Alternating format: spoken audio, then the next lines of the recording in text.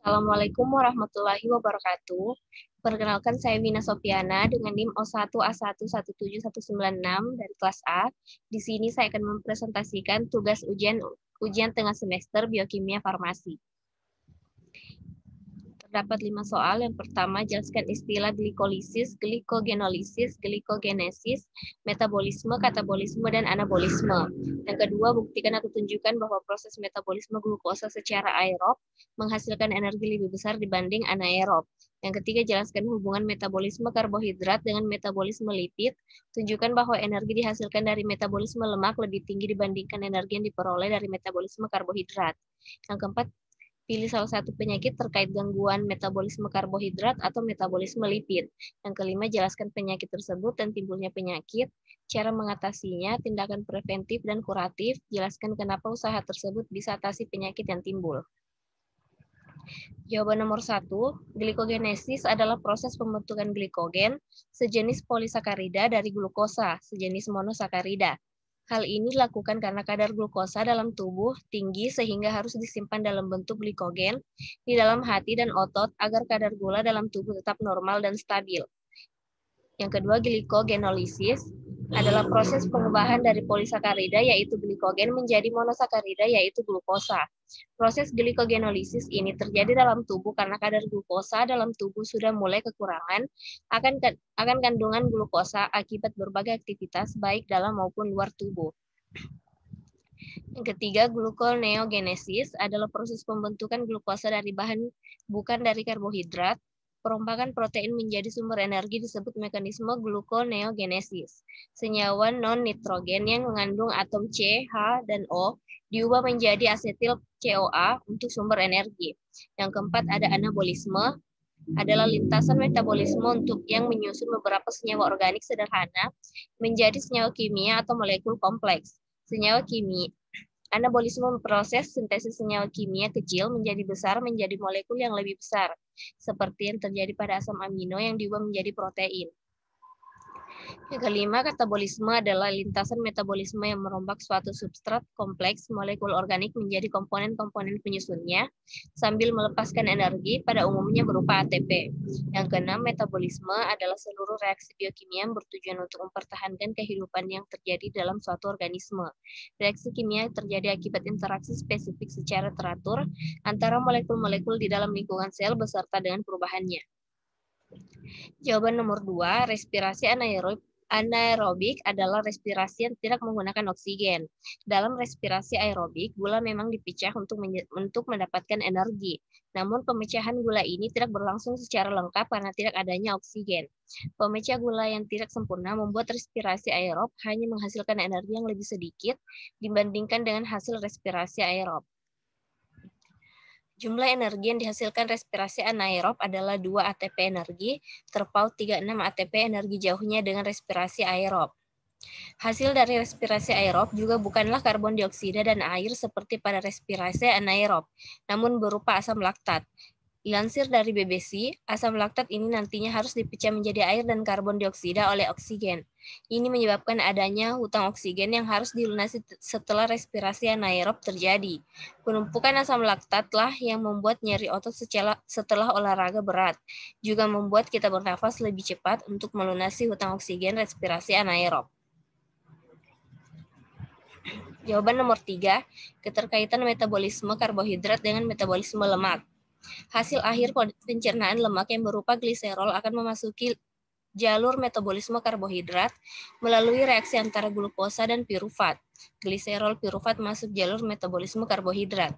Sementara itu, hasil akhir pencernaan lemak yang berupa asam lemak akan mengalami beta oksidasi menjadi unit-unit yang terdiri atas 2 karbon. Setiap unit 2 karbon akan mengikat satu molekul KOA menjadi molekul asetil KOA yang dapat masuk ke dalam jalur metabolisme karbohidrat. Gliserol dapat berubah menjadi glukosa atau pirufat tergantung kebutuhan sel akan energi. Demikian halnya asetil KOA jika sel tidak membutuhkan energi atau kebutuhan energi masih atau sudah cukup, maka asetil KOA yang berasal dari beta oksidasi akan disintesis kembali menjadi komponen lemak. Karbohidrat jika berlebih akan diubah menjadi lemak yang disimpan di jaringan lemak di bawah kulit. Keterkaitan metabolisme karbohidrat dengan metabolisme protein. Hasil akhir pencernaan protein berupa asam amino akan mengalami metabolisme melalui 3 cara, yaitu yang pertama, asam amino glukogenik diubah menjadi pirufat yang kemudian memasuki jalur metabolisme karbohidrat. Yang kedua, asam amino ketogenik diubah menjadi asetil CoA yang dapat memasuki jalur metabolisme lemak. Dan yang ketiga, asam amino non-glukogenik dan non-ketogenik, misalnya asam glutamat, dideaminasi dan langsung memasuki siklus Krebs. Melalui ketiga cara tersebut, akhirnya asam amino dapat menghasilkan energi dalam bentuk ATP, karbon dioksida, dan air, seperti halnya karbohidrat. Jawaban nomor 4, hal ini disebabkan karena lemak memiliki kemampuan metabolisme yang lebih besar untuk menghasilkan energi dibandingkan dengan metabolisme karbohidrat dan protein. Sebagaimana diketahui bahwa katabolisme karbohidrat, protein, dan lemak di dalam tubuh akan bertemu pada siklus Krebs. Hal ini dikarenakan karbohidrat dan lemak dapat menghasilkan asetil CoA yang merupakan bahan baku siklus Krebs. Sedangkan protein masuk melalui asetil CoA dan bagian-bagian dalam siklus Krebs, misalnya oksaloasetat dan alfa-ketoglutarat. Hal ini menyebabkan karbohidrat, protein, dan lemak dapat saling menggantikan sebagai bahan bakar dalam sel dalam proses sintesis energi ATP. Lemak lebih memberikan rasa kenyang dibandingkan dengan protein dan karbohidrat. Jawaban nomor 5, gangguan metabolisme karbohidrat contohnya adalah penyakit diabetes. Diabetes merupakan gangguan metabolisme karbohidrat yang merupakan gangguan metabolik. Gangguan metabolik adalah kelainan dalam proses metabolisme tubuh. Metabolisme adalah proses penguraian nutrisi dari makanan menjadi energi yang dibutuhkan oleh tubuh. Salah satu gangguan metabolik yang terkenal dan disebabkan oleh gaya hidup yang kurang baik adalah diabetes tipe 2. Pencegahannya dapat dilakukan dengan menjalani gaya hidup sehat, yaitu menjaga berat badan ideal, mengkonsumsi makanan dan gizi seimbang, dan memperbanyak konsumsi makanan berserat seperti sayur, gandum utuh, dan buah. Melakukan olahraga secara rutin setidaknya 30 menit per mengurangi konsumsi minuman dengan kandungan gula yang tinggi, seperti jus buah kemasan atau minuman soda, serta makanan yang tinggi gula dan lemak. Penyebab gangguan metabolik paling sering disebabkan oleh kelainan genetik yang diturunkan dalam keluarga. Kelainan genetik ini mempengaruhi kinerja kelenjar endokrin dalam menghasilkan enzim yang digunakan dalam proses metabolisme. Akibatnya, jumlah enzim yang dihasilkan akan berkurang atau bahkan tidak diproduksi sama sekali. Hilang atau rusaknya enzim pencernaan juga menyebabkan zat-zat beracun dalam tubuh tidak dapat dikeluarkan dan menumpuk di aliran darah. Kondisi ini dapat mempengaruhi fungsi organ dalam tubuh.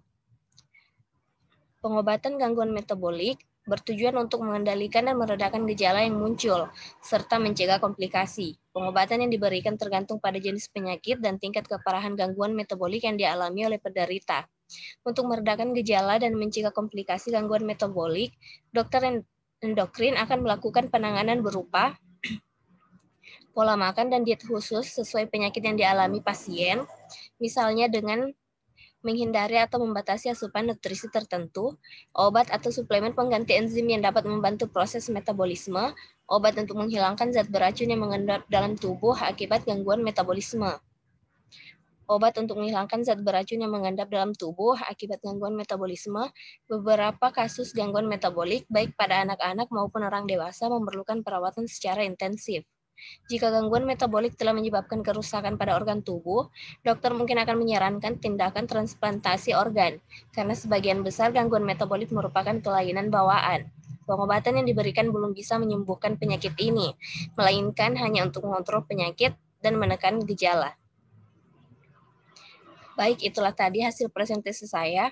Kurang dan lebihnya mohon dimaafkan. Wabillahi taufik wa hidayah. Wassalamualaikum warahmatullahi wabarakatuh.